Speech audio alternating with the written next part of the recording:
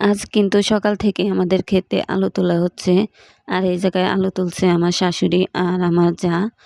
তো আমিও এই আলুগুলা তোলা দেখে চলে আসলাম ছোট ছোট কয়েকটা আলু নেওয়ার জন্য। যেহেতু আমি রান্না করছি, ওরা আলুগুলা তুলছে। তো হ্যালো এভরিওয়ান, আসসালামু আলাইকুম। সবাই কেমন আছেন? আশা করি সবাই ভালো আছেন এবং সুস্থ আছেন। এবার আমি আলুগুলাকে ধুয়ে পুকুর থেকে পরিষ্কার করে নিয়ে যাব, কারণ এগুলোর মধ্যে অনেক কাদা লেগেছিল। আমরা কিন্তু এরকম টাটকা শাক সবজি সবসময় খেয়ে থাকি, কারণ এগুলো আমাদের বাড়িতেই লাগানো হয়। আর আমি অল্প কয়েকটা ধনিয়ার পাতা আনছি, কারণ আমাদের গাছগুলো ফুলে গেছে এবং নিচ থেকে আমি পাতাগুলো নিয়ে আসছি। এবার আমি কিছু লাউ শাক কেটে নেব। আর এরকম তরতাজা শাক কেটে রান্না করে খাওয়ার মজাই কিন্তু আলাদা। এগুলো খুবই তরতাজা। আমাদের বাড়ির লাউ গাছগুলাতে কিন্তু কোনো প্রকার সার বিষ দেওয়া হয় না, তাই এগুলো খেতে অনেক ভালো হয়। আর এই সবজিগুলা কিন্তু আমি সব বাড়ি থেকে উঠিয়ে নিছি। আর এগুলো হলো আমাদের গাছের সিম, তো অনেকগুলো উঠানো হয়েছে। তো সবাইকে দেওয়ার জন্য ওই জায়গায় থেকে আমি কয়েকটা সিম নিয়ে নিছি। আর এই সিমগুলো কিন্তু বিচি সহ থাকলে ভালো হয়। এবার আমি শাকগুলো ভালোভাবে বেছে নিছি এবং ধুয়ে পরিষ্কার করে নিছি।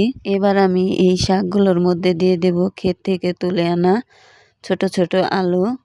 আর এই আলুগুলো ছোট হলে অনেক ভালো হয়।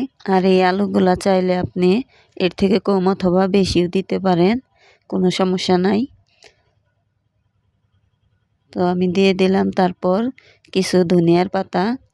আর এগুলো দেওয়ার পর এবার দিয়ে দেব ছোট ছোট করে কেটে রাখা সিমগুলো। আমরা বাড়িতে যেভাবে শাক রান্না করি ওইভাবেই সব কিছুই দিয়ে দেব। দিয়ে দিলাম কাঁচামরিচ আর পেঁয়াজ। আর এগুলো দেওয়ার পর স্বাদ মতো লবণ দিয়ে ঢাকনা দিয়ে ভালোভাবে ঢেকে দেব। আর ঢেকে দেওয়ার কিছু সময় পর দেখুন, এগুলো যেহেতু বাড়ির অনেক টাটকা, তো এগুলো অনেক তাড়াতাড়ি সিদ্ধ হয়ে গেছে।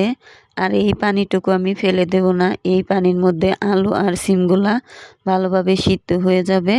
আর এই পানিগুলা কিন্তু আমি আলাদা দেইনি, এই শাকের মধ্যেই ছিল। তো এই শাকগুলো এখন হয়ে গেছে। তো এখন আমি এগুলোকে নামিয়ে নেব। নামিয়ে নিয়ে কড়াইটাকে ভালোভাবে পরিষ্কার করে ধুয়ে এর মধ্যে পরিমাণ মতো তেল দিয়ে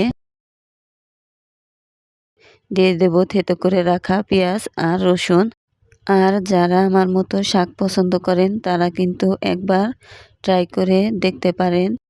এই শাকটা যদি আপনি একবার গরম ভাতের সাথে শুকনো মরিচ দিয়ে খান, অবশ্যই সারা জীবন মনে থাকবে। আমার এই গ্রামীণ রান্নাবান্না আপনাদের যদি ভালো লাগে, অবশ্যই একটা লাইক আর একটা কমেন্ট করে একটা শেয়ার করবেন। আর এরকম নতুন নতুন ভিডিও পেতে অবশ্যই চ্যানেলটি সাবস্ক্রাইব করবেন। ভিডিওটি শেষ পর্যন্ত দেখার জন্য অসংখ্য ধন্যবাদ। দেখা হবে আবার নতুন কোনো ভিডিওতে। সে পর্যন্ত সবাই ভালো থাকবেন, সুস্থ থাকবেন। আল্লাহ হাফেজ।